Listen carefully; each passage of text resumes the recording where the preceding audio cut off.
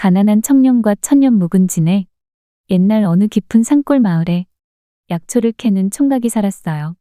총각은 열심히 일했지만 항상 가난했지요. 어느 날 약초를 캐느라 날이 저무는 줄도 모르고 있던 총각은 어두운 산길을 헤매게 됐어요. 그러나 멀리서 불빛 하나가 깜빡이는 걸 보았지요. 총각은 그 집을 찾아가서 정중히 물었어요. 날이 너무 어두워져서 그런데 하룻밤만 재워주시지요. 집주인인 예쁜 처녀는 흔쾌히 저녁밥까지 차려주었어요.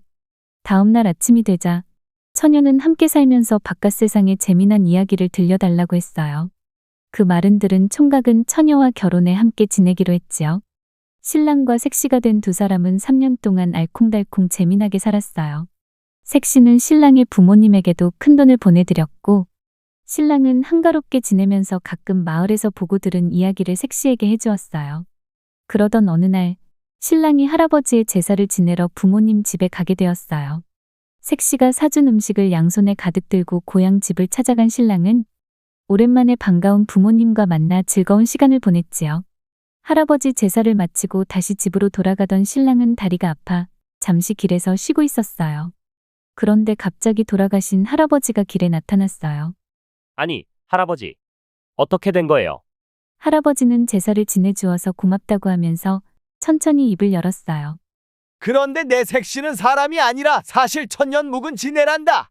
그 말을 들은 신랑은 깜짝 놀라 눈이 동그래졌지요. 도저히 믿기지 않았어요. 하지만 할아버지는 자신을 믿고 독한 담뱃불을 피워서 지네를 죽여야 한다고 이야기하고 사라져버렸답니다. 충격을 받은 채 집으로 돌아온 신랑은 색시 몰래 집으로 들어가서 방안을 살며시 살펴보았어요. 그런데 정말 커다란 지네가 방 안에서 꿈틀대고 있는 게 아니겠어요? 한참을 고민하던 신랑은 3년을 함께한 색시를 죽일 순 없어. 차라리 내가 죽는 게 나아. 라고 생각하며 방으로 들어가 다시 사람의 모습으로 변장한 색시에게 오늘 있었던 일을 말했어요. 나는 당신이 지네라는 사실을 듣고 말았소. 이제 나를 죽일 거요. 내가 지내라는 것은 사실이에요.